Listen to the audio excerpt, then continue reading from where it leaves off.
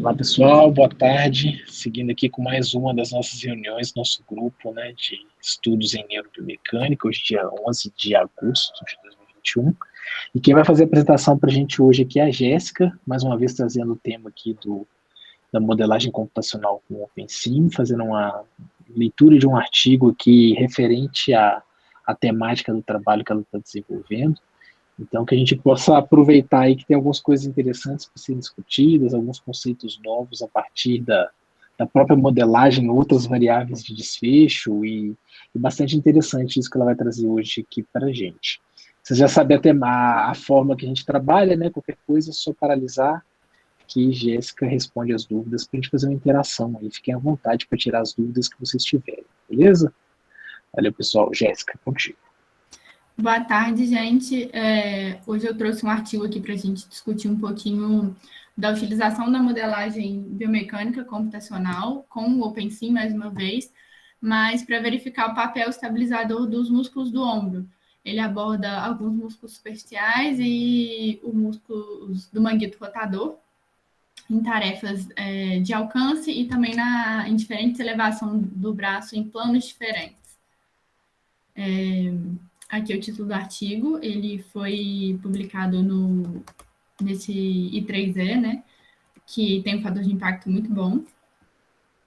E ele começa com uma breve introdução, né, sobre a articulação do ombro, que a gente já sabe que é uma articulação que tem um alto grau de liberdade, e a superfície de contato entre a cavidade glenoide e a cabeça do húmero é bem pequena, então acaba que é uma articulação que é muito suscetível a lesões. E as linhas de ação dos músculos e as forças através da articulação, elas vão mudar através da elevação do braço, né, de acordo com a angulação de elevação. A estimativa dessas forças ela vai ser muito importante, então, para a gente entender como que a estabilidade da articulação glenomeral ela é afetada pelo tipo de movimento. Porque se essas linhas de ação muscular elas mudam de acordo com a elevação, provavelmente a estabilidade também vai modificar. A estabilidade passiva do ombro, né, ela é realizada principalmente pela cápsula e pelos ligamentos, mas já a estabilidade ativa, ela é realizada principalmente pelas forças descompressivas do manguito rotador, que eles vão ajudar a manter a cabeça do húmero em contato com a cavidade glenoide, e também através dos músculos superficiais do ombro, que exercem uma contração aí, umas forças de cisalhamento e compressão, que vão também afetar a estabilidade articular e vão ajudar a preservar, então, a função em caso de alguma lesão ou ruptura do manguito rotador. É muito importante, então, a gente ter uma compreensão mais profunda do papel funcional do manguito rotador e desses músculos superficiais, para a gente conseguir compreender melhor as causas das patologias do ombro.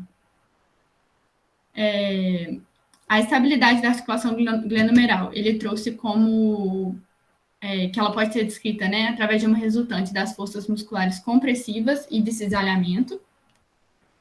E, então, para a gente abordar esse problema, né, é útil a gente estudar como cada músculo vai atuar de forma individual, né, na mobilidade do ombro, em cada grau de elevação, né. Já foram realizados vários estudos para verificar essa estabilidade em cadáveres, mas em cadáveres não tem muita aplicabilidade para a gente, né, em vivo. E também já foram realizados alguns estudos eletromiográficos, né, com o EMG, mas o EMG ele só dá para a gente a taxa de ativação, eles não mostram resultados para a gente em relação à taxa de estabilidade durante o movimento. E aí o artigo traz para a gente, então, a opção de a gente usar os modelos musculoesqueléticos. Como eu não sei se todo mundo estava aqui nas minhas outras apresentações, mas eu já mostrei como os modelos, né, são muito interessantes porque eles permitem que a gente estude desfechos que não seriam possíveis a gente estudar em vivo ou diretamente em cada paciente, né? E uma dessas variáveis que a gente pode calcular através dos modelos no OpenSim seria a força de compressão articular e, então, a estabilidade da articulação. Não é claro como ocorre essa participação dos músculos do ombro no plano de elevação, ou como o potencial de estabilização varia de acordo com a elevação, com a amplitude de movimento. Então, o objetivo do estudo foi determinar se e quanto o papel estabilizador dos músculos do ombro muda dependendo da elevação humeral e também do plano de elevação. Eles utilizaram um modelo musculoesquelético para calcular as razões de estabilidade dos músculos, principalmente do manguito rotador e alguns músculos superficiais, durante tarefas de alcance e também durante a elevação do braço no plano escapular, no plano de frontal e sagital, né, de abdução e flexão para frente, frontal. A hipótese inicial do estudo era que a relação de estabilidade do músculo do manguito rotador permaneceria inalterada pelas mudanças de elevação humeral independente do plano, então o manguito rotador ele iria atuar o tempo todo, sem modificar sua razão de estabilidade. Já os músculos superficiais do ombro, eles iam variar em função da elevação humeral devido às forças mobilizadoras exercidas por esses músculos ao redor da articulação, mas ele permaneceria inalterada, levando em consideração o plano, ou seja, ele iria alterar nas tarefas de alcance, mas nas tarefas de elevação, onde ele só muda o plano, ele iria permanecer inalterado. Quanto à amostra, né, os participantes, eles coletaram os testes em 10 participantes saudáveis que se voluntariaram para participar do estudo. Os critérios de exclusão foram pacientes que não eram destros, né, que não tinham dominância com a mão esquerda e que já haviam tido lesão no ombro ou atualmente ou anteriores também. Todos os participantes foram informados sobre os procedimentos do experimento e assinaram o termo de consentimento livre esclarecido. E o estudo ele foi aprovado pela universidade, pelo Centro Médico da Universidade de Groningen, na Holanda. Sobre a coleta, né, o procedimento da coleta. A coleta ela consistiu em um bloco de 3 movimentos de elevação em planos diferentes e um bloco de 3 tarefas de alcance por participante. A ordem dos blocos e também as tentativas, elas foram randomizadas para controlar uma possível fadiga muscular. E o tempo todo da coleta, os participantes eles permaneceram sentados em um banquinho sem apoio para as costas. Durante a elevação de braço, os participantes eles foram instruídos a elevar o braço dominante 3 vezes consecutivas até a amplitude total do movimento no plano frontal, que seria a abdução, no plano escapular, que seria aproximadamente 45 graus, né? E no plano sagital, que seria a flexão para frente, mantendo o tronco ereto e o cotovelo estendido, se movendo numa velocidade confortável para cada um.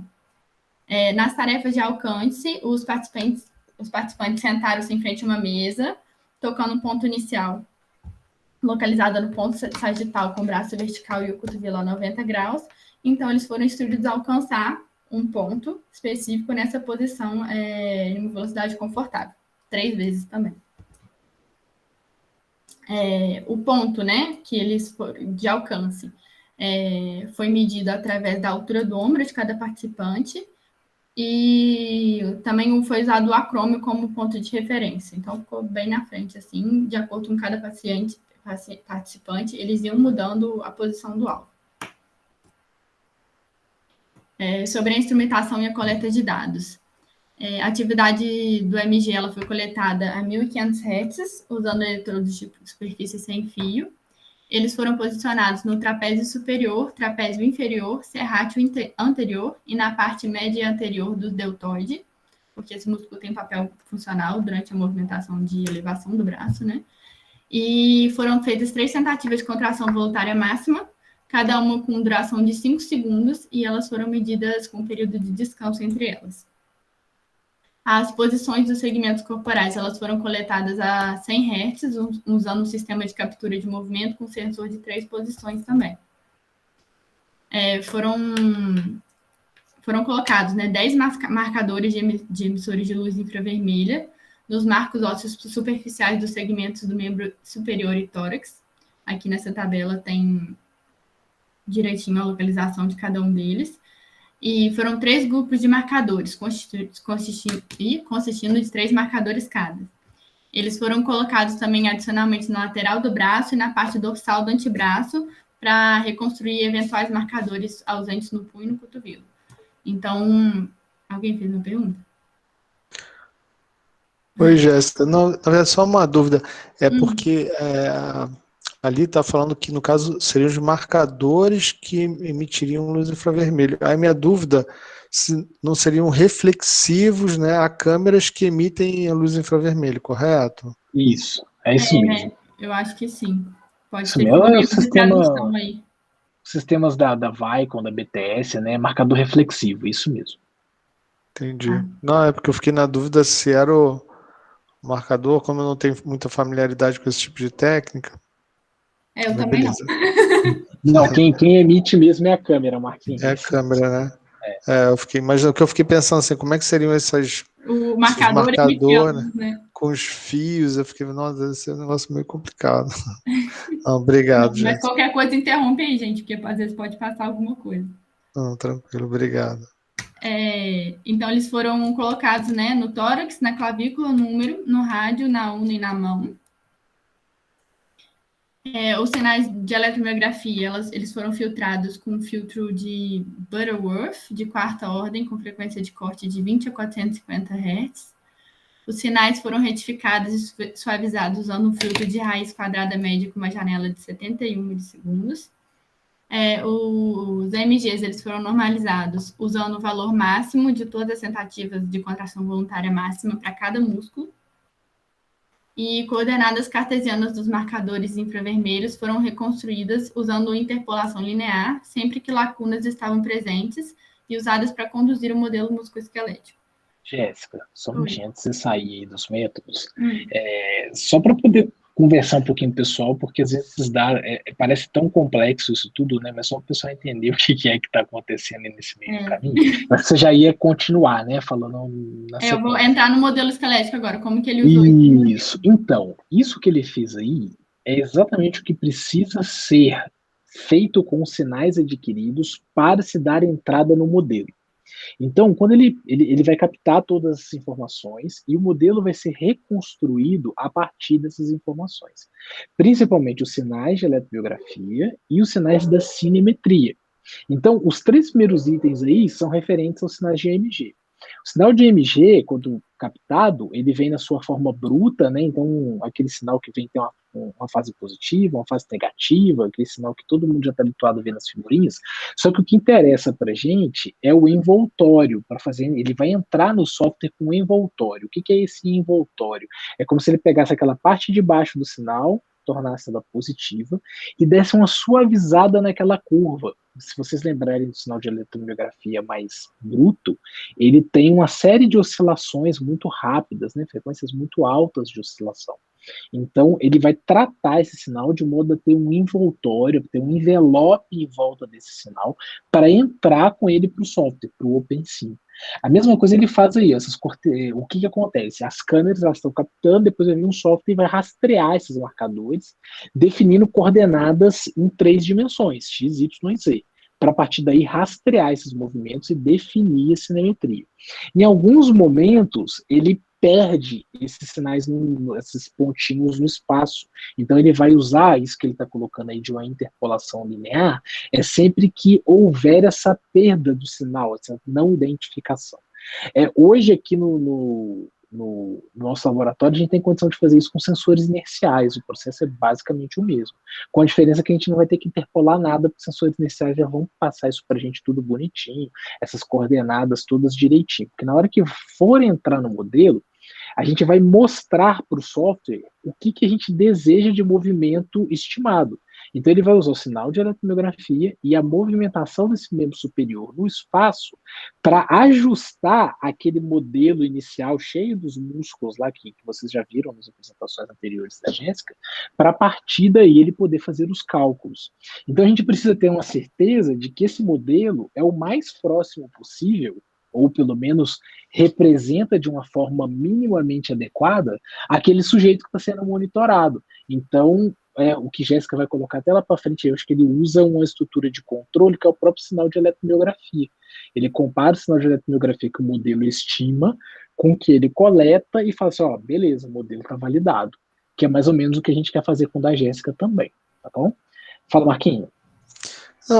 Não, interessante no seu comentário, Diogo, aí eu não sei se O OpenSim, ele tem algum tipo de recomendação para aquisição do sinal do MG? Ele traz Não alguma sei. sugestão? Não faço a menor ideia, Marquinhos. Porque a maior parte dos trabalhos que a gente vê usa o padrão Sinian. CNA, né? Padrão Sinian. Apesar desse aqui estar em 1500, né? Assim, enfim, a Uhum. gente esperaria que tivesse aí uma frequência de amostagem um pouquinho maior, não sei o quanto que isso prejudicaria no caso dessa coleta, mas a maioria dos que a gente vê é o padrão Sinian. Nunca vi na documentação do OpenSim nada referente a isso, mas aí depois a gente tira essa dúvida com o Henrique é o experiente nisso. Eu fiquei imaginando, né, dependendo de como você faça a aquisição, eventualmente você pode ter aí um distanciamento, né, daquilo que o programa vai efetivamente te devolver, né, com aquilo que você encontrou. Eu fiquei imaginando se o próprio programa, né, ele teria alguma... ok, de repente ele fala, ó, a gente sugere aqui o CNA por questões, né, enfim. Nunca vi. Uma coisa que o Henrique sempre toca no assunto quando ele está conversando com a gente é que, não sei se vocês lembram lá dos modelos, cada músculo tem as suas linhas de ação. É interessante que a eletromiografia esteja posicionada, né, os sensores bipolares, na direção daquele vetor de ação. Então, assim, que aí a gente vai ter uma representação que, pelo menos para o modelo, é mais próxima daquilo que ele espera, né? Então, assim, como que o modelo também faz essa estimativa do sinal de EMG, eu também não sei, são alguns detalhes matemáticos por trás que eu não consigo te explicar diretamente, mas isso é algo parecido que a gente vai fazer com o da Jéssica, que é validar isso. Até dando esse exemplo, né, há 2 semanas atrás, o Henrique tinha apresentado para a gente um dos modelos, e no modelo que ele havia proposto, 3 músculos funcionaram bem, 3 músculos não funcionaram tão bem assim, por uma questão do próprio modelo. E aí, nesse teste, a gente fez a comparação da eletromiografia do adquirido e do modelado, e assim, o nível de semelhança das duas é absurdo, você vê elas em cima mesmo, uma da outra, com desvios muito pequenininhos. A gente usou até umas técnicas estatísticas para comparar e não houve diferença entre elas. Então, isso valida que aquele modelo é bom. Mas para a gente chegar nesse ponto, né, a gente precisa inserir os dados no modelo. E isso aí é preparação para que esses dados sejam inseridos. Bom, não sei se eu fui claro, né, assim, para o pessoal que tem pouco contato com isso, mas eu acho que amaciar essa informação, ela é importante para a gente começar a entender um pouco melhor, até mesmo daquilo que a gente havia falado, né, Marquinhos? A gente tem um monte de técnica de apoio, e a eletromiografia é uma delas, então entender como que a gente usa e o porquê, eu acho que é um ponto importante para a gente. Não fala. Desculpa, Marquinhos, pode falar. Não.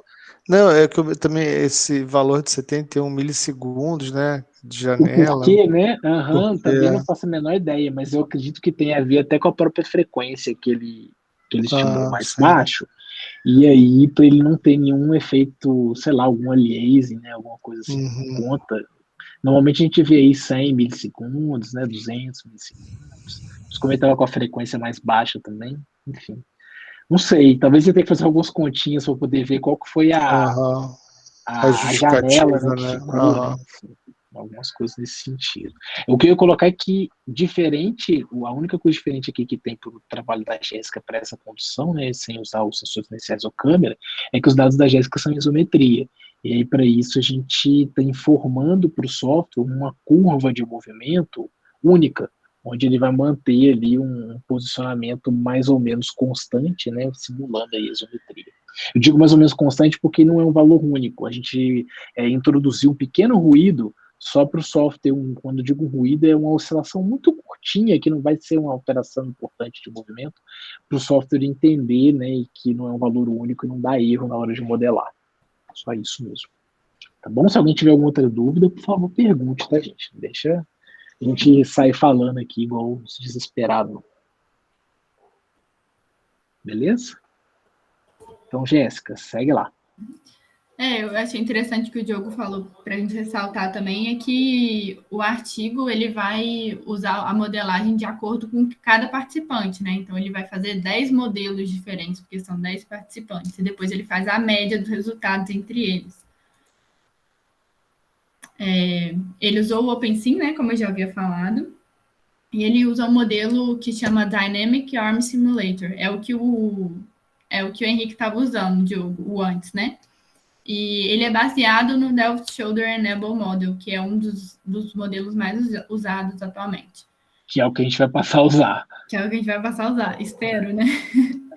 Mas Ele consiste em 7 segmentos ósseos e 138 elementos musculares.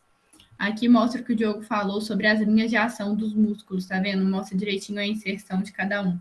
Por exemplo, esses elementos são as linhas de ação, né? Isso. Porque às vezes tem Os algum vermelhinhos, músculo né? que tenha mais de uma linha de ação em sentidos diferentes, então por isso que dão Exatamente. esses Não quer elementos. dizer que cada linha é um músculo. Músculos Exato. maiores têm mais de uma linha de ação. Então, o modelo ele foi dimensionado para os segmentos corporais dos participantes. Então, até o comprimento mesmo dos membros, ele conseguiu escalar, né? E ele foi modificado também para incorporar o ritmo escapulohumeral personalizado, que foi derivado das medições desse estudo. Eles calcularam, né, as rotações da clavícula e da escápula em relação ao tórax, através de medidas individuais do acrômio e também pontos de referência da escápula, usando um localizador de escápula, que é um instrumento mesmo, né, que vai medir onde fica o ângulo superior e inferior e ver essa movimentação. Equações de regressão individualizadas, elas foram, então, derivadas para estimar a orientação da clavícula e escápula a partir do ângulo de elevação do húmero. As ativações dos músculos individuais, né, ele viu a ativação de cada músculo, elas foram estimadas no OpenSim, usando a otimização estática, e os componentes individuais das forças dos músculos e da força resultante da articulação glenohumeral foi calculado usando a interface de programação do OpenSim com o MATLAB. Ô, Jéssica, só vou perguntar, Marquinhos. Às vezes a sua pergunta está no sentido. Pode fazer. Não, eu fiquei aqui o Diogo estava falando daquele ajuste ali que vai precisar fazer, né, em relação à isometria, e essa segunda questão que você pontuou, Jéssica, em relação às ativações dos músculos, usando um processo de otimização estática. Eu fiquei na dúvida. O que é isso, né? Então tá no sentido, porque era exatamente isso que eu ia colocar. No OpenSim você tem dois tipos de dinâmica, né? Você tem uma dinâmica reversa e uma dinâmica direta. E isso tem relação com o tipo de processo que você vai inserir os seus dados para ele poder fazer essa modelagem. Quando ele fala esse processo de otimização estática, é um algoritmo recursivo, ele vai ficar fazendo giros de interação para tentar minimizar o erro entre o valor medido pela eletromiografia e cinemetria e o valor modelado. Então, é só o nome do algoritmo que ele dá, esse processo de otimização estática. Dá a entender que é parada, né? Mas esse processo de otimização estática tem a ver com o algoritmo de interação do modelo. Tá? Então, é uma fórmula matemática, pessoal, traduzindo assim em miúdos, né, que vai fazer com que ele tente buscar um modelo preditivo que melhor se ajuste aos dados que já foram obtidos. Eu brinquei até na aula de bioestatística da turma do Bruno, agora no mestrado, né, assim, que tem uma frase de um cara da modelagem que eu acho muito boa, é o seguinte, que nem todo modelo ele é correto. Na verdade, assim, os modelos não são corretos, mas alguns servem para alguma coisa, que é você ter uma aproximação, você consegue entender, pelo menos, você tem um guia sobre como as coisas mais ou menos funcionam. Então você vai ter ali uma aproximação muito grande daquilo que é real, mas que, lógico, não é exatamente o modelo o que está acontecendo 100%, né, fidedignamente. Então a gente vai tentar otimizar essa conta para que a gente aproxime o máximo possível, e ele usa esse processo aí, chama de otimização estática. É isso, tá, Mike? Não é nada paradinho, não.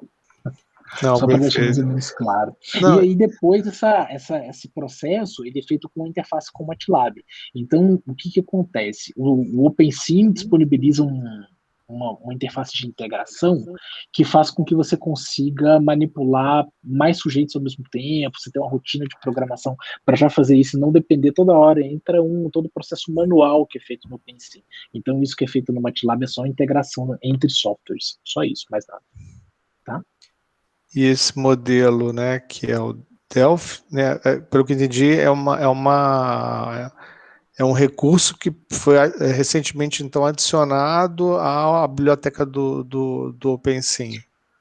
O o OpenSim OpenSim, tem uma biblioteca enorme de modelos Uhum. disponíveis, né? E a gente tem facilidade de. A gente, eu não tenho, não, né? Mas quem sabe tem a facilidade de modificar esses modelos, adicionar mais linhas de ação, menos linhas de ação. No próprio site do OpenSim tem uma biblioteca de modelos para a gente fazer download de membro superior, inferior, de membro de corpo todo. E esses modelos, eles já vêm com algumas estimativas, né? Por exemplo, se a gente não quisesse rodar os dados dos participantes, a gente conseguiria fazer as mesmas análises de variáveis com as estimativas do próprio modelo, mas ele também tem essa opção da gente ir escalando de acordo com o sujeito. Era mais Porque ou menos isso, a dúvida. não, é porque no início eu lembro que a gente chegou a discutir, né, a dificuldade de fazer o controle da escápula, né? Porque você está com um banco de dados onde você tem uma escápula aduzida, né, uma escápula em posição, né, neutra, digamos assim.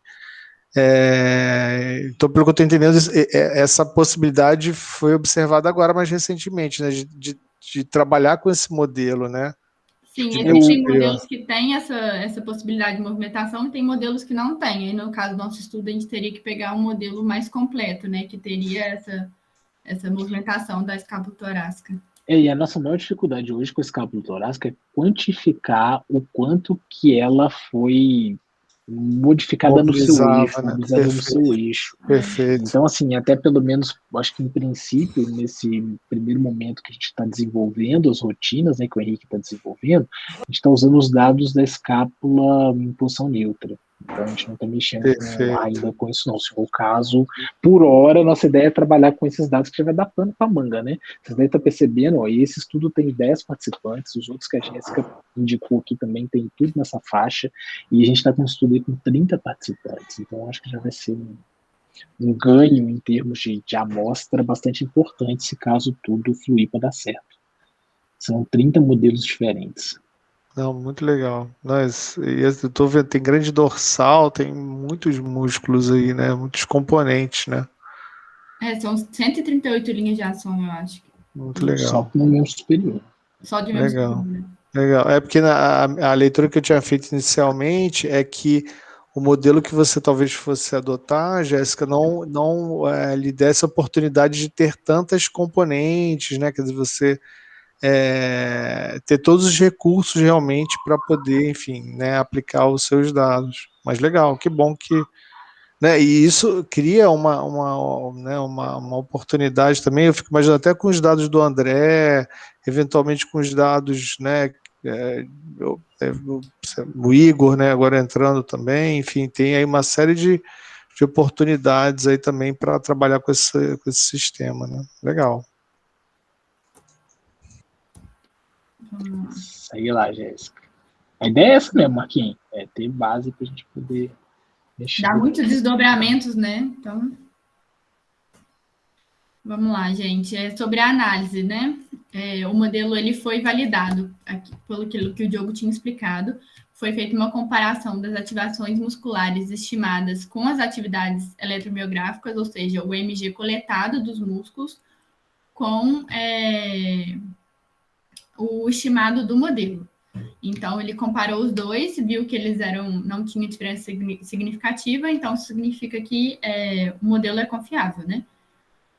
A correlação cruzada entre as atividades MG estimadas e medidas foi realizada previamente para corrigir o atraso eletromecânico, e os sinais de ativação muscular foram comparados calculando os coeficientes de correlação cruzada normalizados na defasagem zero entre as estimadas do modelo e as atividades de eletromiografia medidas para elevação de até 90 graus e acima de 90 graus. Ele dividiu esses 90 graus e acima de 90 graus porque deu uma diferença significativa bem grande dos estimados do estimado para o coletado, em elevação até 90 graus e acima de 90 graus. Eu vou explicar depois o porquê.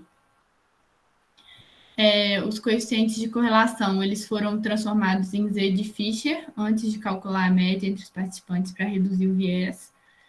E as correlações maiores que 0,5, elas foram consideradas para indicar concordância entre as medidas e predições.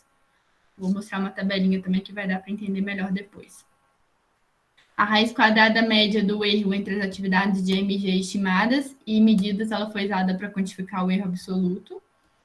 E a resultante da estimativa de força articular glenumeral do modelo foi validada comparando com os valores da literatura em função do ângulo de elevação numeral. A estabilidade, ela foi quantificada pela razão da estabilidade, e ela foi definida como a razão entre os componentes de cisalhamento e de compressão da força muscular em relação à superfície articular. E uma razão de estabilidade entre 1 e menos 1, ela indicaria que o componente de força compressiva do músculo é maior que o componente de cisalhamento, enquanto uma razão de estabilidade maior que 1 ou menor que 1 indica que o músculo ele tem maior potencial de desestabilizar a articulação. Ou seja, sempre que tivesse uma razão de estabilidade ali entre esse valor de menos 1 e 1, significa que o músculo ele tinha uma estabilidade maior, né, naquela angulação específica. Eles foram calculados em função da elevação do braço. Vou mostrar um gráfico depois também que vai dar para a gente ver melhor. Os músculos que eles calcularam, né, a razão de estabilidade foi o deltoide médio, a parte clavicular do peitoral maior, o grande dorsal e 3 músculos do manguito rotador, o supraespinhal, o infraespinhal e o subescapular.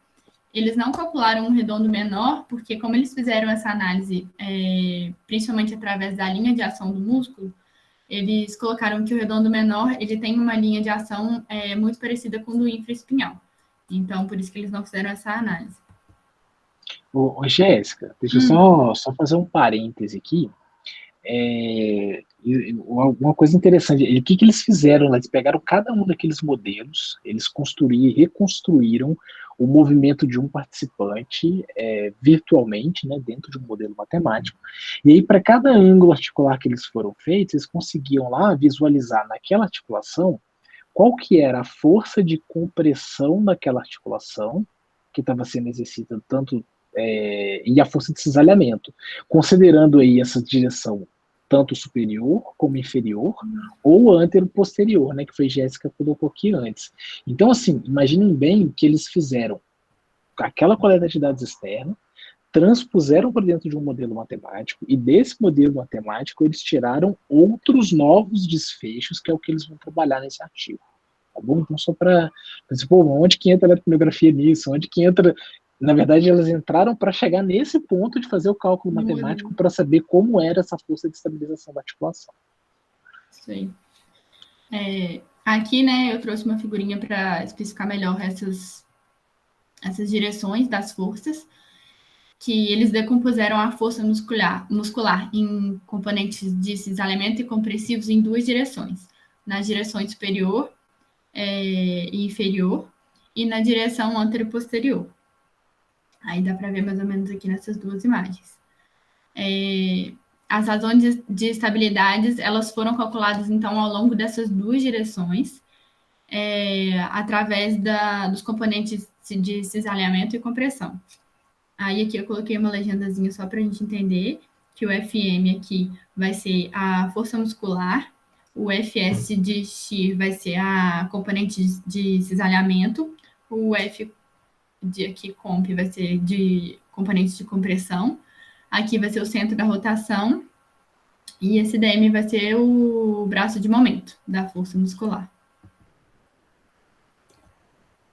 Um pouquinho da parte estatística, né? Eles fizeram um teste de hipótese, que era para ver se as razões de estabilidade elas foram afetadas pela quantidade de elevação, a angulação, né? E o plano de elevação.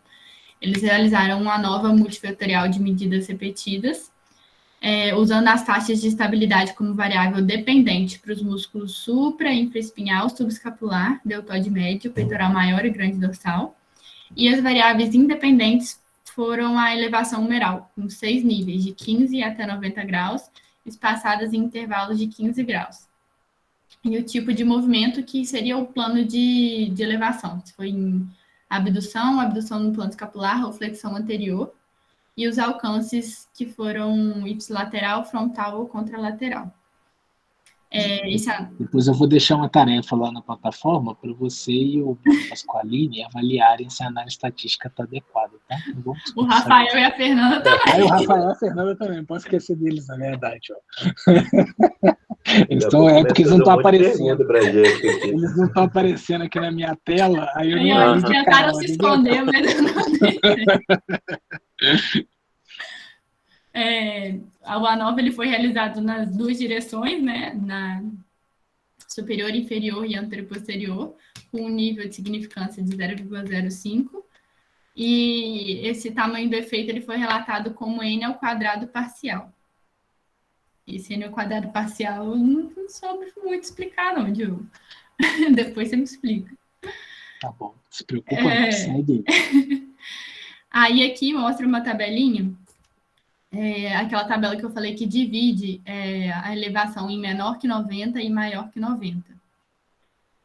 Correlações altas, elas foram encontradas para aqui, maior que 0,5, né? Entre as atividades de eletromiografia estimadas e as medidas do modelo. Então, todas que estão maior que 0,5 significa que eles estão correspondentes, né? Eles foram validados, o que ele usou para validar o modelo. E aqui, nos maiores que 90 graus, a gente pode perceber que eles estão menores, né? Os valores negativos. Em todas as posições. Jéssica, isso é uma correlação cruzada. Eu não sei se passou em algum momento. O que acontece, pessoal? Só para vocês entenderem bem aí, isso aí é a estratégia que ele usou para poder até validar esse modelo também, né, Jéssica? Pelo que eu estou entendendo aqui, ó. Ele pegou um sinal de EMG que ele obteve com um sinal de EMG estimado pelo modelo. Então, o ideal é que esses sinais estimado e obtido, eles tenham uma correlação cruzada alta. Só que aqui a correlação cruzada ela também trabalha com uma defasagem de tempo, né? Às vezes essa correlação ela pode apresentar ser máxima num intervalinho de tempo um pouco posterior, um pouco anterior, dependendo do cálculo que tiver sido feito no modelo. Ele não coloca aqui para a gente se teve essa consideração da fase, ou se ele simplesmente pega o maior valor. Só que para ele poder considerar que realmente o modelo estava bom, estava adequado, ele pegou aqueles valores de correlação cruzada que fossem superiores a 5. Foi isso mesmo, né? 0,5, né, Jéssica? Então, aí, independente se negativo ou se positivo, mas o que interessasse para ele aí é o valor em módulo disso. No trabalho da Jéssica, a gente está usando para validação uma outra análise estatística, que é o SPM, que é o Statistical Parametrical Method, ou Modeling, não sei, alguma coisa assim nesse sentido. Ele faz uma análise na série temporal inteira. E ele vai ver se em algum momento daquela série temporal os valores eles se diferem estatisticamente, né? Ele vai fazendo alguns testes T para poder fazer essas comparações. Então, mas é só uma forma de validação mesmo, só para deixar isso mais claro aqui. Não, e aqui também, nessa outra tabela, eu acho que dá até para ver melhor, que ele vai trazer a do erro absoluto. E aí, ele mostra direitinho que as acima de 90 graus também é um pouco diferente. E tanto essa, né, que compara o MG com a estimada, e quanto essa do erro absoluto, eles trazem que essas diferenças acima de 90 graus, elas são principalmente porque, na hora do modelo calcular a elevação do braço acima de 90 graus, ela não leva em conta a cocontração dos músculos superficiais. Ele divide a força muscular de maneira igual em todo o movimento. E aí, acima de 90 graus, como na prática isso seria diferente, né? Esses valores dá um pouquinho essa disparidade. Eu vou mostrar mais para frente também, que eu acho que isso vai ficar mais claro. Ou seja, uma análise... Pode falar. Não, pode falar, Jéssica. Não, falei que o principal dessa tabela mesmo seria a validação do modelo, né? A gente vê que o estimado pelo modelo e o coletado tá bem próximo, tá acima de 0,5. Não, perfeito. Eu acho que o que implica mais aí para a gente é a gente ter a noção de uma leitura crítica de que esses valores acima de 90 graus eles estão embutidos com um erro de medida um pouco maior, eles são mais imprecisos. Quer dizer, então não serve isso. Não, gente, é aquilo que ele está falando, os modelos, eles não são representações fiéis, modelos não são bons, mas alguns são úteis, né? Então, acho que essa frase é uma frase boa para a gente levar nesse sentido da interpretação e tentar entender e tirar as informações que são realmente importantes. Obrigado, Jéssica. Aqui ele traz outro gráficozinho também sobre a estimativa de força da articulação agora, que a média delas condiz com alguns outros estudos também que ele trouxe. Dá para ver que as linhas mais ou menos acompanham. Agora, sobre os resultados, né? O principal aqui que ele traz é esse gráfico, eu dividi ele em dois para a gente conseguir ver melhor. Mesmo assim, a qualidade está um pouco ruim. Se não estiver dando para ver direito, vocês me falam que eu abro o artigo aqui e dou um zoom. Ele apresentou 12 gráficos. Ele dividiu aquelas curvas de força, né, de anterior e posterior e superior e inferior, para cada movimento. Então, aqui seriam os de elevação de braço, aqui é de abdução, aqui na elevação no plano escapular e aqui na elevação frontal, né, flexão do braço. Aqui... Ô, Jéssica, Oi. Só que a variável que ele está representando aí não é a estabilidade, é a razão da estabilidade, tá? Só para o pessoal não pensar que é a curva de força. É a razão de estabilidade em função da elevação numeral, os graus de elevação. Isso, e aí só para recapitular, essa razão ela é calculada pela força de compressão dividida pela força de cisalhamento, tá? Em cada um desses graus aí que foram colocados, e aí para cada uma dessas representações é um músculo, né? É o que me parece. Isso. Aí então, aqui os fechados. Cada músculo contribui, né, Jéssica, nesse estudo aí. Aqui, esses pretinhos fechados são os músculos que ele considera músculos superficiais do ombro, né? Eu não estou conseguindo enxergar direito, mas aqui eu acho que é deltoide, peitoral e latíssimo do dorso. E aqui os abertinhos, né, brancos, são os músculos do manguito rotador, que é o supra, o infra e o subescapular. E aqui a gente pode observar que sempre que ficar o valor entre -1 e +1 é aquela faixa que a gente tem, que significa que os músculos têm alto grau de compressão, né? E, portanto, são estabilizadores, são mais estabilizadores. E quando ele está acima dessa faixa, quer dizer já que ele não atua tanto como estabilizador, mas tem, às vezes... Ele está gerando cisalhamento, né? Isso, na articulação. Um alto cisalhamento na articulação. Fala, Marquinhos. Não, Diogo, já é só uma dúvida. A estabilidade é a razão da força compressiva pelo cisalhamento? Eu tenho que olhar lá na fórmula. Não é exatamente agora, a razão. É uma razão, mas eu vou te falar qual a razão exata. Eu te falo agora. Deixa eu abrir o artigo aqui. Rapidinho. Cadê? Porque eu fiquei na dúvida, porque teoricamente esse cisalhamento teria que ser um valor bem baixo, né? Então, esse valor, se fosse uma razão, quer dizer, tem a teria que ser fórmula aqui, ó. É uma razão, olha só. Por exemplo, para você ter a razão de estabilidade de superior para inferior, você tem a força de compressão superior para inferior dividido pelo módulo. Aí agora essa FSI, rapidinho aqui, se essa FC é de cisalhamento. Tem que ver aqui na definição. Olha só, a estabilidade foi quantificada pelas médias da razão de estabilidade, o qual foi definida como uma razão entre os componentes de cisalhamento e os componentes compressivos. Então, é isso mesmo. A gente tem a força de cisalhamento de inferior para superior dividido pelo módulo da força compressiva. Ah, então tá. Não, aí faz sentido. Bom? Perfeito. Não, é porque eu pensei que fosse o contrário, aí esses valores iam explodir, né? É justamente a força de cisalhamento dividido pela força de compressão. Entendi, Bom? entendi. E isso, aí o que acontece? De superior para inferior, você tem um cálculo, né, uma razão, e outra razão calculada de anterior para posterior. Então você tem a força de cisalhamento anterior para posterior dividido pela força de compressão, pelo módulo da força de compressão. Então aí você tem essas duas razões, né, vão dar aí as duas estatísticas que ele está trabalhando aí pra gente. No gráfico de cima é a anterior-posterior e a de baixo é a superior para inferior. Isso é muito legal. Eu até, se vocês me permitirem, até perguntar ao Igor e ao André essas estimativas para forças de cisalhamento e compressivas, vocês têm alguma ferramenta que dê isso para vocês? Ou só diagnóstico, enfim? Porque isso parece ser né, uma informação assim, Me muito parece aquele interessante, tipo de né? medida que você não consegue medir se não for invasivo, né? Então, por isso que é Por isso que modelado. os modelos são interessantes.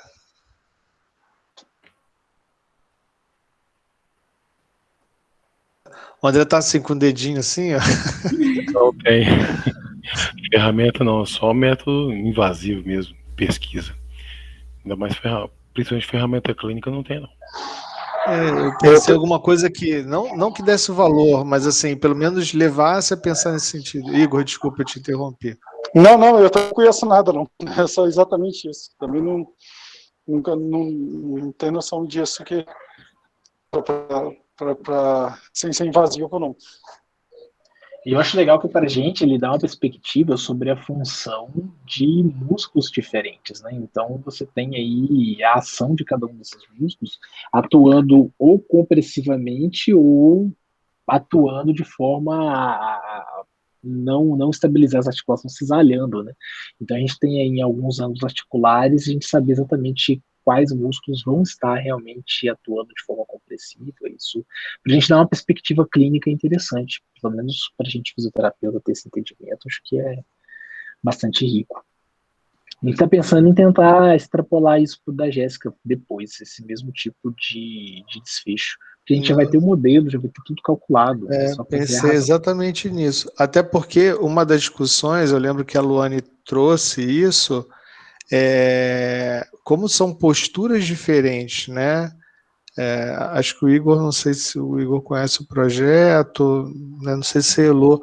A Jéssica está trabalhando com banco de dados, né, com movimentos de rotação externa do ombro em diferentes posturas, né, e eu lembro que para a Luane, né, que trabalha com reabilitação e tal, principalmente o ombro, falar a grande dificuldade é saber quais posturas podem ser mais vantajosas e oferecer, de repente, um menor risco de força de cisalhamento. Então acho que isso muito legal essa ideia, Diogo. Se vocês conseguirem aplicar isso, vai ser sensacional. Na verdade, isso aí abre até um leque maior, né? Porque a nossa pergunta inicial é, a partir desses exercícios, quais geram maior força de compressão articular? Essa é a nossa pergunta. Então, na verdade, a gente vai ter o valor do denominador da razão. Isso a gente vai realmente tentar visualizar isso. Se a gente partir para esse tipo de análise, o que geraria até uma outra pesquisa, se for o caso, a gente consegue identificar os músculos individualmente e a sua participação naquele movimento. Então, porque a gente sabe que apesar do movimento de rotação externa, você tem ali os músculos que são motores principais do movimento que está sendo executado, mas você vai ter outros ali coativados e que vão estar contribuindo para isso. Então, acho que é um tipo de análise interessante, até secundária, e eu acho que é uma outra pergunta, acho que caberia a gente aproveitar esse modelo já feito, até mesmo para desenvolver outras coisas aí. Eu não sei se vai dar tempo para a Jéssica fazer tanta coisa assim, mas a ideia já está jogada e fatalmente a análise já vai estar praticamente pronta. Não, muito legal. Eu fico imaginando, será que de repente aí você tem um modelo preditivo, por exemplo, né? A Jéssica está trabalhando com sujeitos assintomáticos, né, que não tem lesão. O André está trabalhando também agora, né, junto com a Fernanda lá, também estão fazendo coleta de dados de pessoas assintomáticas. Será que o modelo ele me permite verificar se aquele sujeito ele tem uma maior predisposição? Aí, quando a gente tiver doutorado, eu te respondo isso. Porque o que acontece, Marquinhos? Em tese, sim. Só que qual que é o problema? A gente precisaria monitorar esses sujeitos ao longo do tempo e ver quais deles manifestaram a lesão. Entendeu? Porque aí, e coletar gente pra caramba, porque não adianta querer fazer um modelo com 30 que ainda vai ser pouco. Né? Então, a gente vai precisar de bastante coleta e bastante monitoramento. Aí. Porque, de repente, pessoas que têm experiência clínica, como o André, o Igor, né, pessoas como a Luane, de repente, sei lá, você faz uma ressonância, não sei, será que para um exame de imagem ou algum outro teste clínico você vai dizer, pô, esse cara aqui, de repente, né, sei lá, daqui a alguns meses ou anos, ele dá Eu para acho que fazer... essa sua pergunta é uma pergunta muito boa e é muito complexa, porque vão ser muitos fatores que vão intervir nisso. Inclusive, a própria tarefa de teste pode ser que não seja preditiva. Então, esse é um problema. Então, a gente vai ter que testar alguns protocolos, alguns procedimentos que a gente julga que possam ser preditivos e efetivamente testar essa predição coletando dados ao longo de uma série temporal. Então, assim, eu acho a pergunta excelente, mas que vai demandar um bom tempo de pesquisa. É um baita do trabalho. Acho que se a gente tivesse capacidade de começar um monitoramento de longo prazo, seria fantástico. Desculpa aí, Jéssica, interromper muito a sua Não, apresentação, mas é porque tem assim, muitas assim que é questões bom. muito Não, quanto legais, mais a assim. gente conversa, mais rico fica. Eu acho que a ideia é essa mesmo. Não, eu acho muito empolgante, assim, essa abordagem, eu acho muito interessante. E até porque, né, você, Jéssica, né, tá adquirindo conhecimento sobre essa ferramenta e tal, e como em paralelo a gente também está tendo a oportunidade de fazer coletas de dados, né, com essas técnicas, né, poder juntar essas coisas, assim, tá sendo muito interessante, né, a sua apresentação no sentido também de mostrar, poxa, tem um monte de direções diferentes que a gente pode tomar, muito legal. Talvez uma forma mais simples da gente poder pensar sem um acompanhamento, mas que desse um corte transversal imediato, é se a gente tivesse grupos onde a gente tem uma grande quantidade de pessoas que a gente tenha coletado dados de pessoas sãs e coletado dados de pessoas com algum tipo de problema, já diagnosticado, com um exame de imagem, alguma coisa assim. E a partir daí a gente vê se esses dados conseguem diferenciar em qual grupo o sujeito pertence. Isso não envolve necessariamente um acompanhamento de corte de longo prazo, um corte transversal, mas de qualquer forma a gente precisa coletar muita gente para o modelo conseguir. Muito legal. Pode retornar aqui, gente. Qualquer coisa, você interrompe de novo, que é ótimo. Então, só para a gente retomar, né? A razão de estabilidade entre 0,1 e 1 seria uma maior estabilidade articular, e acima de 1 a gente teria um maior fator, né, daquele componente de cisalhamento.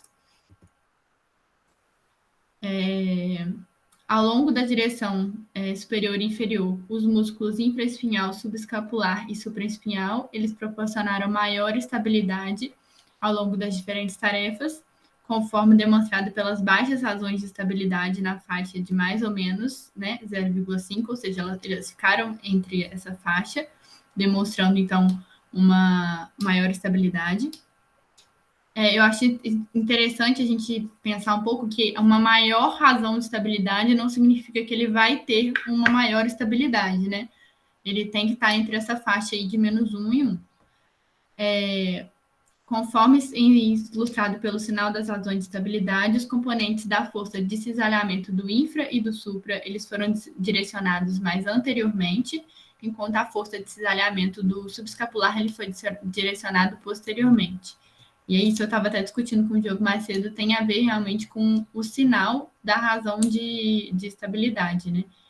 Quanto mais positivo ou quanto mais negativo, ele está mais para anterior ou para posterior. Assim como mais para superior e inferior. Na direção superior e inferior... Ô, Jéssica, só um minutinho. Imagina, olha que legal isso, Marquinhos. Não só a gente entende se é um componente compressivo ou um componente de cisalhamento, como a gente ainda consegue indicar a direção, no caso do cisalhamento.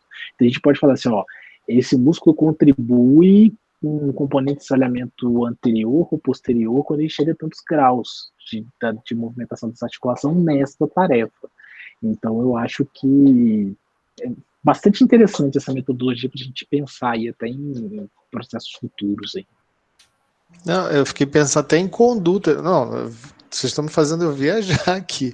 Imagina, você tem uma avaliação dessa numa pessoa, num sujeito que apresente algum tipo de comprometimento que, digamos, por meio de uma intervenção fisioterápica, você consiga minimizar esse quadro. Então, de repente, se você, a partir dessa avaliação, você consegue identificar, né, componente mais anterior ou posterior, enfim, e aí você pode até estabelecer a dose, né, quer dizer, quantificar, determinar a questão de exercícios, né, e de posturas que sejam mais adequadas para aquele sujeito. Não, é fantástico, é fantástico. Aí na direção superior e inferior também, né, as forças de cisalhamento do supra, ele foi direcionado mais superiormente, e das forças de cisalhamento do infra e do sub, elas foram direcionadas mais inferiormente. Em contraste com os músculos do manguito rotador, as taxas de estabilidade dos músculos superficiais, elas tiveram uma variação maior, de mais 5 até menos 2, as taxas de estabilidade do manguito rotador se estabeleceram de maneira mais estável, dá para a gente ver no gráfico aqui, que é o abertinho, tá, gente? Lembrando. Eles não variam muito, tá vendo? Enquanto os outros, os músculos superficiais já têm uma variação maior.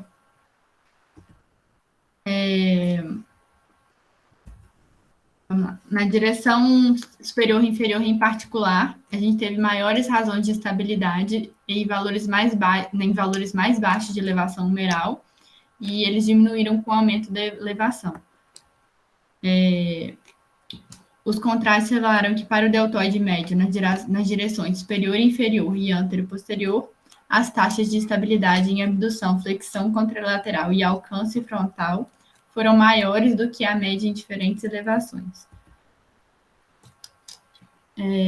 Então, o objetivo do estudo, né, gente, foi determinar o papel estabilizador do manguito rotador e desses músculos superficiais em função da elevação humeral e do plano de elevação.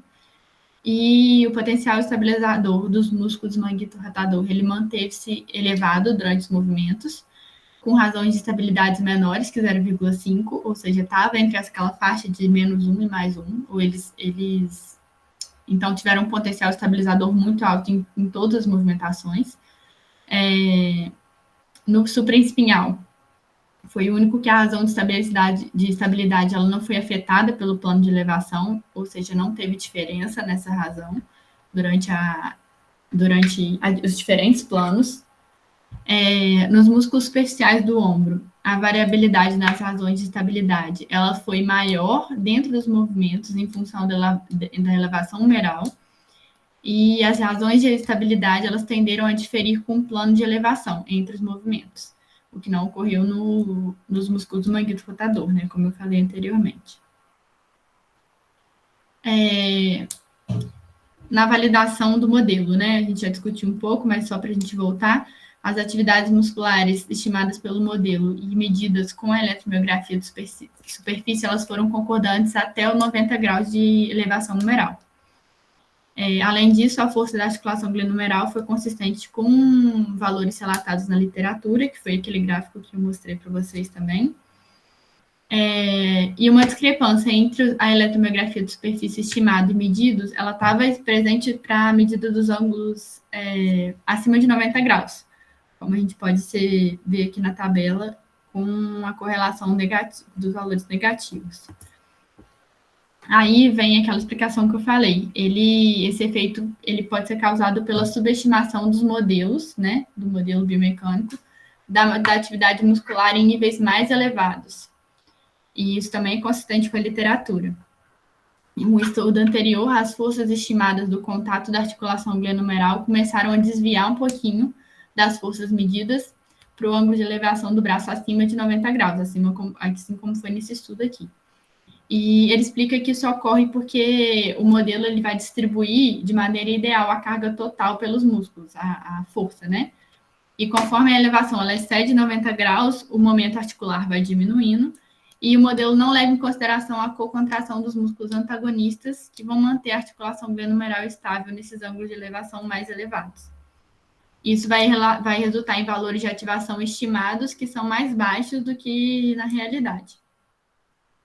Mas na hora de a gente calcular as taxas de estabilidade, né, a gente não leva em consideração, a gente não vai levar em consideração essa força, né? A gente vai levar em consideração aquelas constantes do componente de cisalhamento e compressão. Então, isso não teve tanto impacto assim no estudo. Os achados durante a elevação humeral em plano único, eles estão de acordo com os estudos anteriores, que utilizaram cadáveres e que também utilizaram modelos musculoesqueléticos, nos quais as taxas de estabilidade dos músculos do manguito rotador, calculadas durante todo o movimento, mostraram ter magnitudes semelhantes em abdução e flexão para frente. Então, o manguito rotador, né, ele conseguiu manter a estabilidade do ombro em todas as movimentações. Quanto à contribuição da cocontração do manguito rotador para a estabilidade glenohumeral, a gente mostrou no estudo que as razões de estabilidade do infra e do sub, elas permaneceram menor do que 1, também durante tarefas de alcance complexa, que é evidência de uma maior compressão de força, né? Está abaixo daquele valor de 1, que significa que tem maior estabilidade.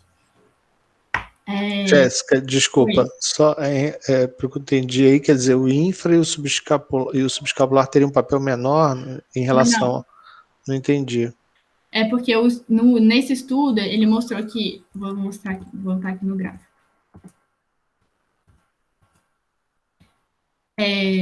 O infra e o sub, eu acho que é em alcance aqui que fala, não é? Peraí.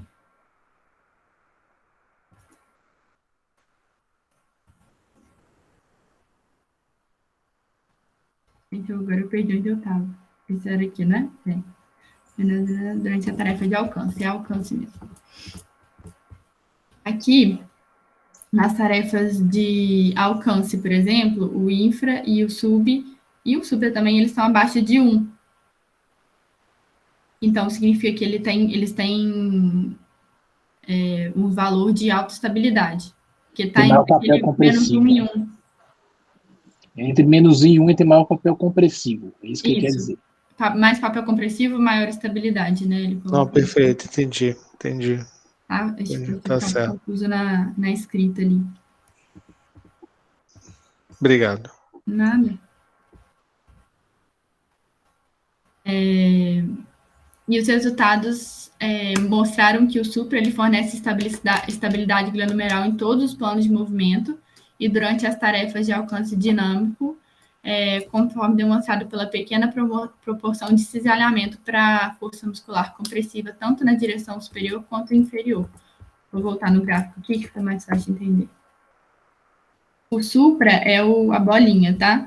Não dá para ver direitinho. Mas dá para a gente ver aqui que ele é o que teve mais...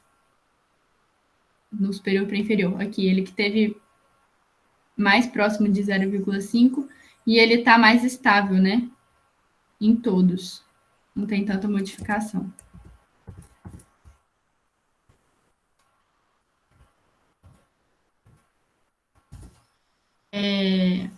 À medida que os movimentos progrediram e o eixo humeral ele tornou mais perpendicularmente orientado para a cavidade glenoidal, os componentes de força compressiva aumentaram e, eventualmente, excederam o componente de cisalhamento.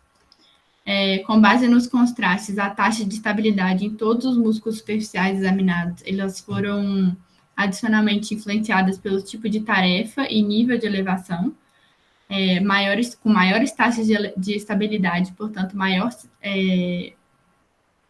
cisalhamento sobre as forças compressivas em níveis mais baixos de elevação.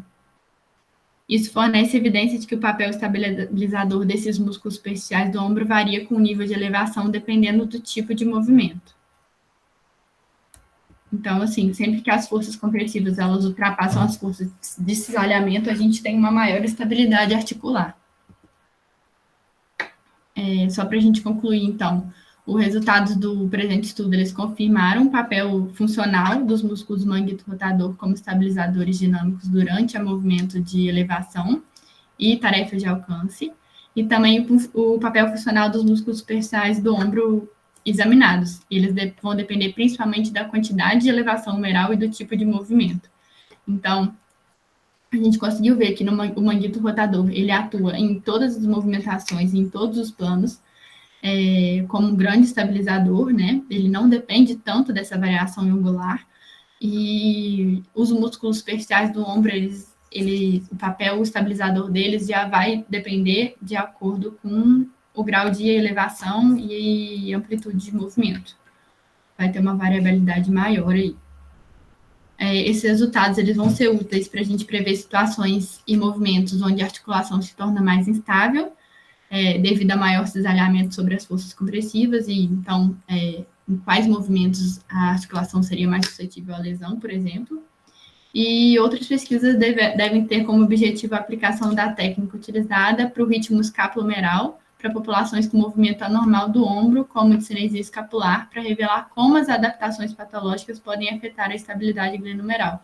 Então, às vezes, é fazer o que o Marco deu de sugestão mesmo aí, a gente começar a avaliar os indivíduos que já têm alguma disfunção, né, para ver como isso aí pode ajudar a gente a evitar lesões e, às vezes, até direcionar melhor um plano de tratamento.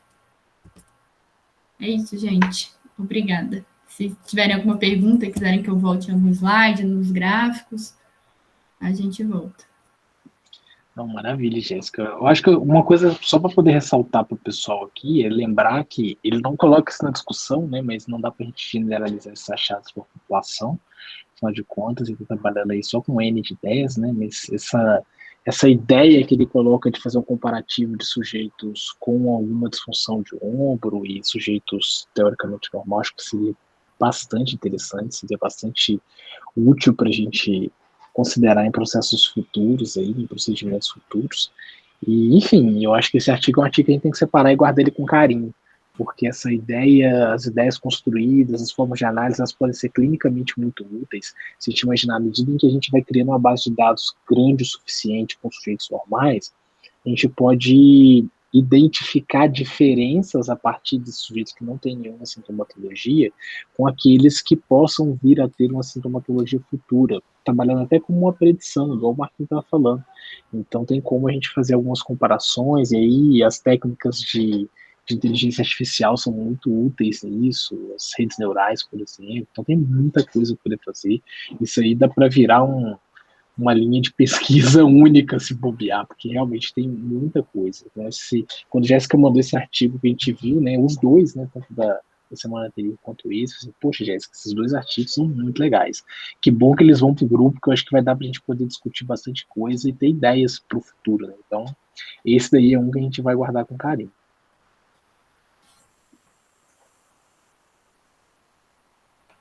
Pode parar o compartilhamento? À vontade, Jéssica. Se alguém mais tiver alguma pergunta, quiser trocar alguma ideia, esse é o momento. Eu não sei se eu estou equivocado, mas eu lembro da Luane falar bastante bem, o André aí, o pessoal pode, a respeito de repente, adotar exercícios, né, com o ombro abduzido a 90 graus e movimentos de rotação externa, né? E legal você mostrar que ali você teria menos componentes de cisalhamento, mais de estabilização. Eu acho que, se eu não me engano, a Luane, parece que existe uma tendência, não sei, André, Igor, no sentido de valorizar essa postura, né, em exercícios. Não sei, por favor, me corrijam se eu estiver equivocado.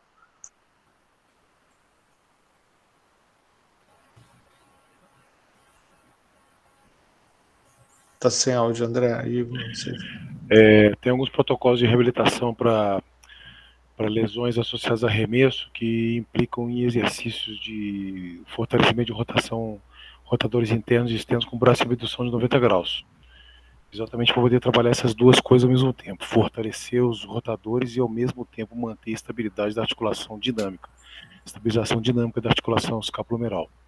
Entendeu? Então já tem exercícios bem estabelecidos para os pacientes que fazem, para atletas arremessadores, né, nesse sentido. O legal seria, a partir desse protocolo, a gente vai ter é como se você estivesse secando esses componentes músculo a músculo. Então, acho que aí o modelo ele vai trazer essa compreensão da gente, pra gente, né, individualizado nesses músculos, como seria esse comportamento. Enfim, Marquinhos, pessoal, acho que é isso, é uma ideia para o futuro aí bastante importante. Não, acho até que no caso da Jéssica, né, como ela tem as várias posturas adotadas, né, pelas posições que a Luane investigou, Eu acho que você pode, inclusive, talvez confirmar os achados, né? Confirmar ou não, de repente observar coisas até distintas, né? Então, muito legal. De repente, trazer essa informação, ó, corroborada por esse trabalho. Se você, nessa postura, identificar elementos que sejam positivos, né, relacionados ao recrutamento dessa musculatura, de repente você pode chegar... Porque, assim, acho que no estudo da Luane a gente observa o desempenho, mas não acha exatamente qual talvez seja a melhor postura, que eu acho que isso que você talvez consiga fazer, entendeu, Jéssica? Você chega, poxa, olha, então de repente a gente pode ter aí, a gente tem 6 posturas, né? Aí no caso definidas, adicionadas à questão da escápula, mas de repente você pode chegar, poxa, olha, de repente essa postura ela pode ser mais interessante para esse perfil de paciente ou aquele outro perfil de paciente, pode ser uma coisa que, né, não sei. Isso aí usando só o módulo da força de compressão. Exatamente. Ainda assim, é a ideia que a gente está trabalhando no trabalho da Jéssica de hoje, que é só um módulo da força de compressão. Exatamente. Nesse caso aí, é realmente entender o comportamento pelo menos desses músculos que a gente consegue captar com eletromiografia de superfície, né, esses mais superficiais, que o modelo consegue aproximar melhor. André, fica à vontade. Eu acho que esse trabalho da Jéssica tem várias aplicações bem interessantes, porque no livro do Madsen, por exemplo, que é um grande cirurgião de ombro, ele deixa bem claro a relação, a importância das forças de compressão e forças de cisalamento na estabilidade humeral, né, escápulo-humeral. Tanto é que ele fala isso quando você vai tratar paciente com luxação e recidivas do ombro, quando você vai fazer uma artroplastia no ombro, né, quando você tem lesões maciças do manguito rotador. Então são perfis de pacientes que você tem, já existe essa análise, mas por métodos invasivos, de forças de compressão e forças de cisalamento. Isso já é bem sabido já. Mas seria bem interessante usar esse método de investigação não invasivo tem vários perfis de paciente. Então tem aquele indivíduo que tem, por exemplo, uma instabilidade do ombro, quer dizer, o ombro luxa ou subluxa, mas de maneira atraumática. Tem aquele paciente que tem uma instabilidade do ombro, mas é traumática, ele tem uma lesão ligamentar associada, tem uma lesão cápsula ligamentar associada, né? Tem aquele paciente que tem uma lesão do manguito rotador, uma lesão de 2 tendões do manguito rotador, que podem comprometer bastante a estabilidade.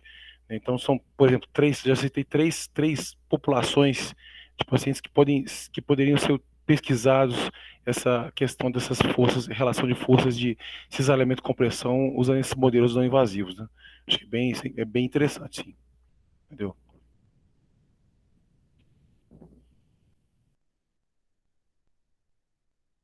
Então, Jéssica, sigamos. Acho que a gente está num caminho muito bom. Acho que vai ser de grande utilidade clínica isso. Acho que a gente quer, né? A gente está tentando sair, trazer isso para o dia a dia. Vamos ver se amanhã o nosso modelo tem novidades. E depois a gente conta mais para vocês aí. Tomara, estou ansiosa por boas notícias. Até legal, Jéssica, dar uma olhada nessa referência que o André mencionou, né? Eu não estou a par da literatura, mas eu acho que essa referência, né, tendo os resultados obtidos de forma invasiva, né, fazer esse contraste, eu acho que é interessante. Com certeza. Depois você me manda, André, se puder aí.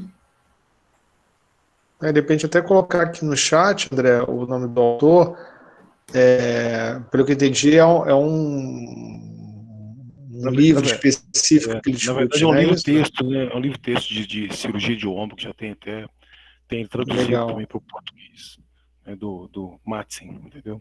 Muito bom.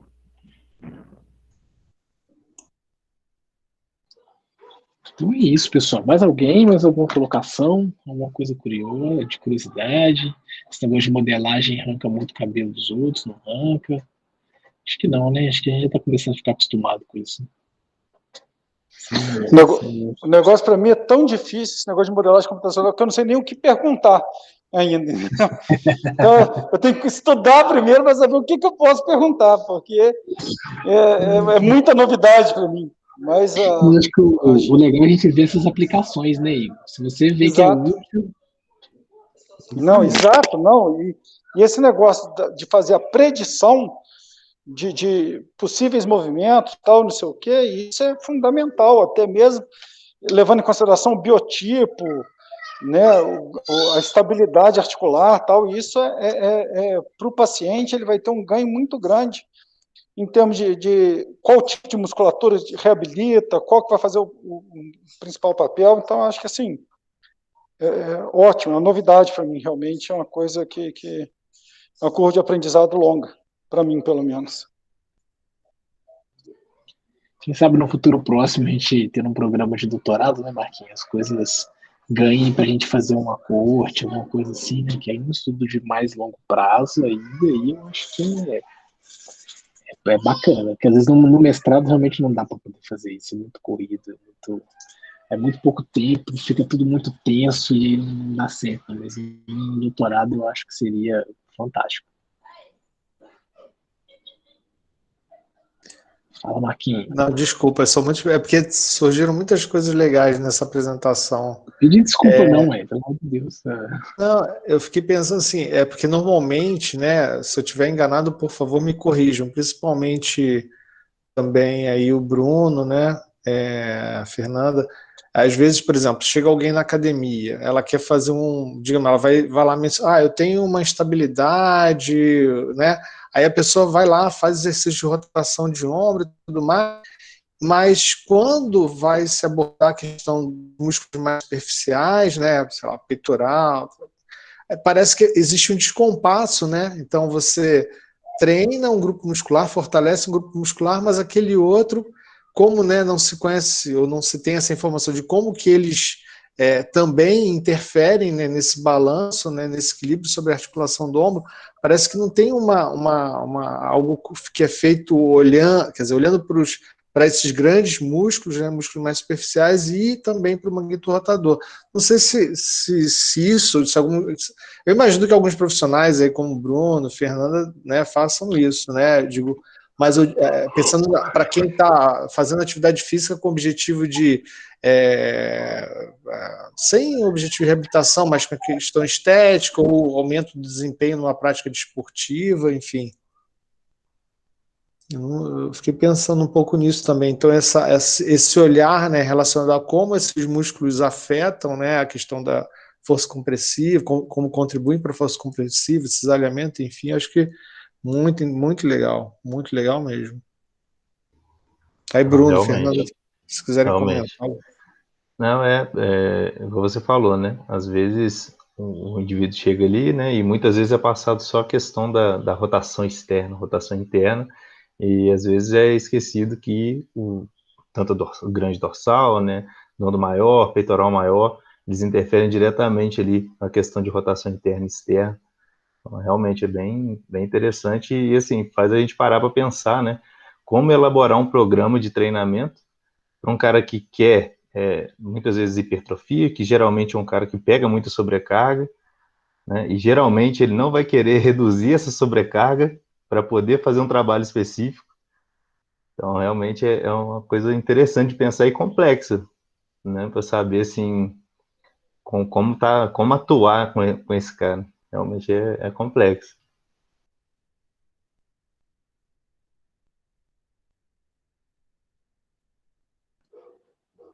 Cada vez mais modelos para a gente tentar pensar, né? Enfim, é muita coisa mesmo. Não, foi excelente essa discussão. Todas foram muito boas, Jéssica, mas esse artigo acho que trouxe muitas ideias muito boas para o seu trabalho. Assim.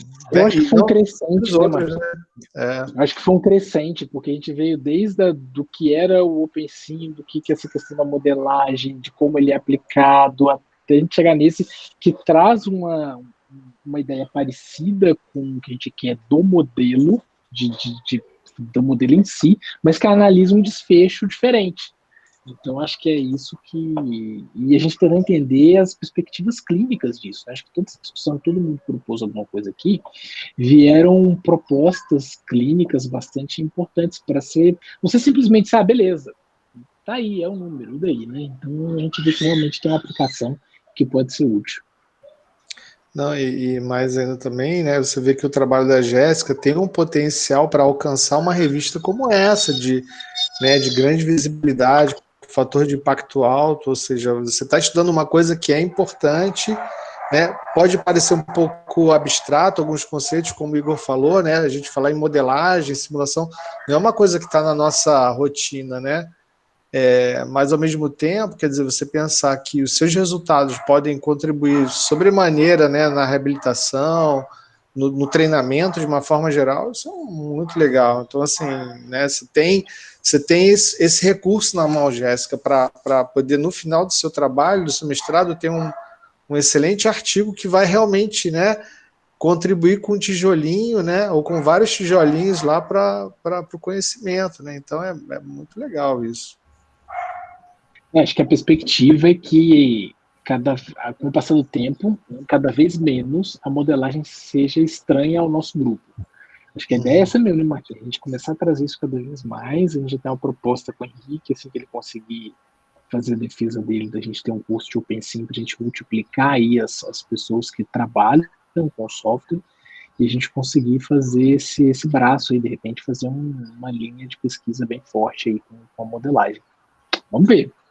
Expectativas boas para frente. Na hora que a CAPES ouça o nosso áudio da reunião, falando que a gente quer ter um doutorado em breve e avalie bem o nosso programa, né? É isso que a gente quer. Então é isso, pessoal. Se tiver mais alguma pergunta, mais alguma colocação, fique à vontade. Se não tiver, vamos para o nosso encerramento. Tudo certinho, então? Então é isso, pessoal. Semana que vem a gente se encontra aqui de novo no nosso mesmo link, no nosso mesmo horário. Obrigado aí pela participação de todos. Jéssica, obrigado pela apresentação.